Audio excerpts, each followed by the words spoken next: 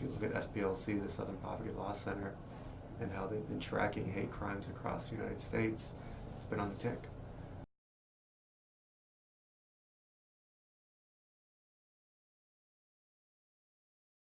I just think people have thought that it's okay to, discriminate against people just because our president is doing that. I was driving somewhere here in Wisconsin, and I was just at a stoplight, and somebody next to me yelled at me, "Go back to your freaking country." A woman, an older woman. I didn't know her, she didn't know me, she just stopped next to me and said that.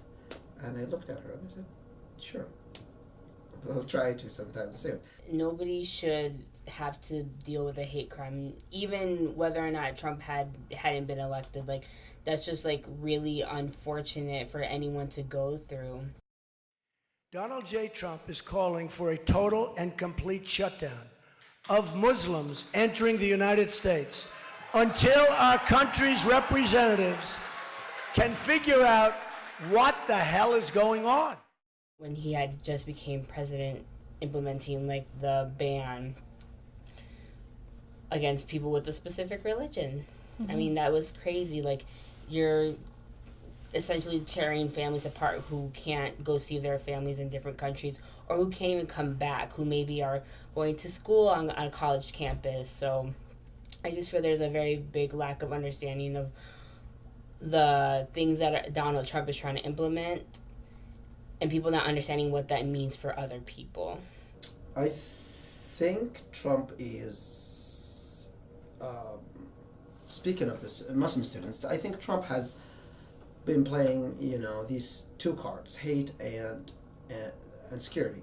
So if you want to scare people, just talk about security. So that was his weapon to use against Muslims specifically. Different populations of students of color have been impacted in very different ways. When you look at our undocumented students, both at Edgewood College and nationally, they have a very different experience than other populations. Here at Edgewood College, there was, a group of students who were very upset that he became president, very upset that he wanted to get rid of our DACA students who very much deserve to be here. They don't do anything wrong except trying to get their education, just like many of us here at Edgewood College.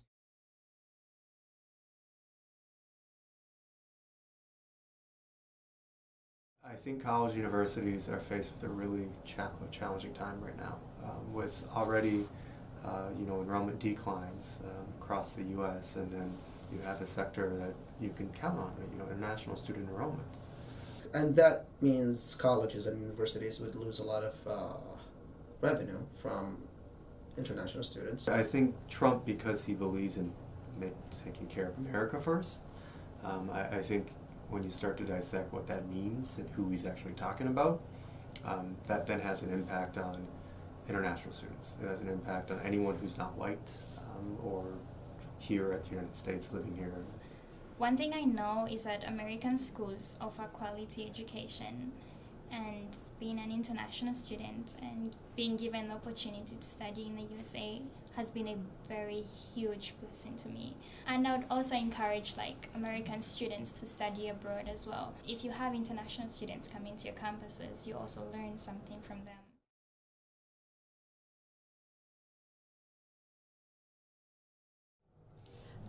One of the first things, and it might not be a lot, but what I think is colleges should admit that it does happen. Kind of pretending like it doesn't happen is not really helping anyone.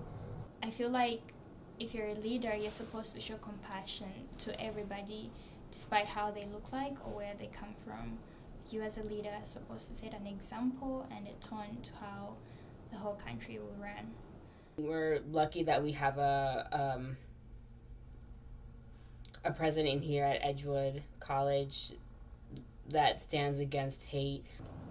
When you look at the work and the messaging that our president, Dr. Scott Flanagan, has put out in response to some of the stuff that has happened, in D.C., I think that sends a clear message to students that this institution is here for you. we are working through all of these issues in real time, just as students are. It's like a movement, I think, that universities have started, and it's on YouTube, and you could watch it. It says like, "You're welcome here." So a lot of staff and faculty could get together or make videos saying, "You're welcome here," like to the students. It's really hard to give people their rights as Americans and kind of protect every group of people here. I just think that people should it's a moral thing, obviously. Just don't go and discriminate against people just because you feel like it, or, technically it's your right. And so our free speech policy needs to acknowledge that, yes, indeed, college universities allow for free speech to happen, but when it becomes hate speech, or it becomes speech that creates hostile learning environments, that's problematic.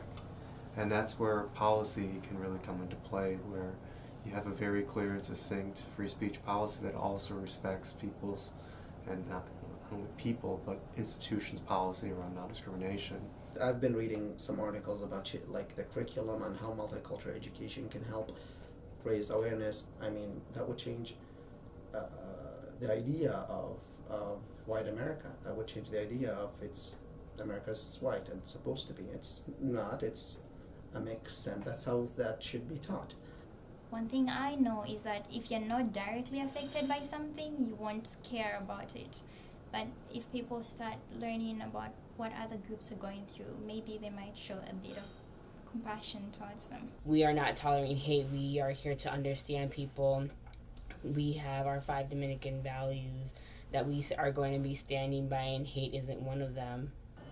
And no matter the level of institutional support that is there for students, when students leave this campus, or students go home for a holiday, or students walk back to their dorm and put the TV on, it doesn't go away. But know that Edgewood College is here for you, that administrators, that staff and faculty are here for you, that we support you, that we want you to be here, we need you to be here to create the community that we aspire to be, and we want to hear your story.